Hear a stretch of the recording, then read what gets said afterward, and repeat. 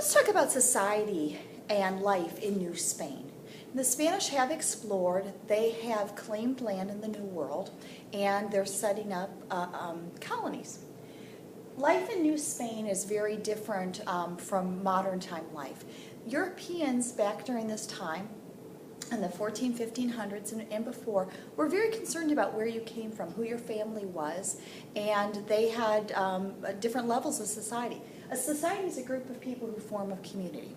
They brought this way of life to the New World, and you were judged on what level you were at in society, and you had certain rights and privileges depending on where you were at. The top level would be the Peninsulares. These would be people that were born in Spain. They had a completely Spanish background. Their families had lived in Spain. Their grandparents had lived in Spain, and way back they could trace everything back to Spain. These were your landowners. These were your wealthy people.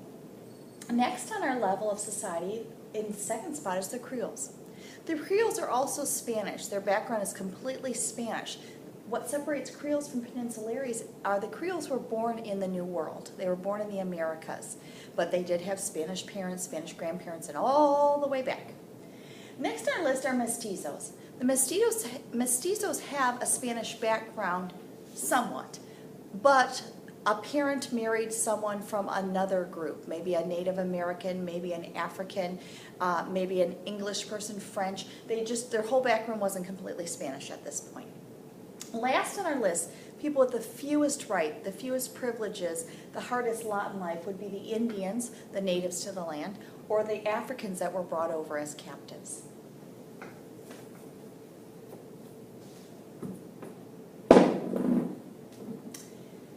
In New Spain, they relied on an encomienda system. In an encomienda system, wealthy Peninsulares received grants from the ruler of Spain. These would be land grants. So they would be given a parcel of land. Didn't matter who was living on there, the land was now theirs, and any natives that were living on the land were part of this grant. So now the Peninsulari who owned this parcel of land now also owned these natives that lived there and could force them to work for him. On these encomienda systems, there might be a plantation, a large farm, but it's more than subsistence farming. It's large where they grow cash crops such as tobacco, rice, cotton, large amounts that you could sell. Or there might be a mission located on this encomienda. The encomienda might have been given to the Catholic Church, and priests are on there, and they've been given a mission on that mission. One of the jobs of both the Peninsulares and the Spanish priests were to care for the natives that were living on their land. And they were also put in charge of converting them. As we spoke about in the previous lesson, convert means to change, and when we're using it in this sense, we're talking about converting, changing to a new religion. So this is something they did. The reality, the care wasn't happening as much, and the conversion was done by force. So let's talk about care first.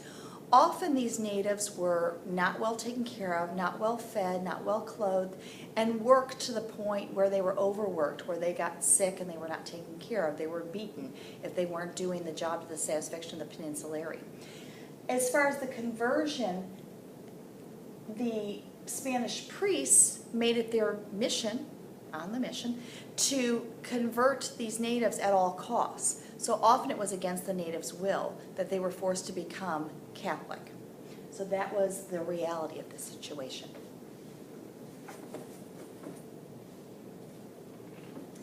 Not everyone was willing to accept that this is the way it needed to be. A Spanish priest by the name of Bartolomé de la Casa spoke out against the encomienda system and the treatment of the natives, both the natives and later on the captive Africans that were brought into the system. He himself had an encomienda, had a mission there, had enslaved natives. He freed them.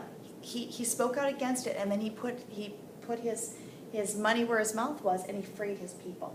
In 1527, he spoke out against the system, saying that no one has the right to own someone else, and if you are going to have these natives working for you, you need to pay them. you need to take great care of them. You need to make sure they're clothed, they're fed, that when they are sick, they're taken care of, they're given medical care.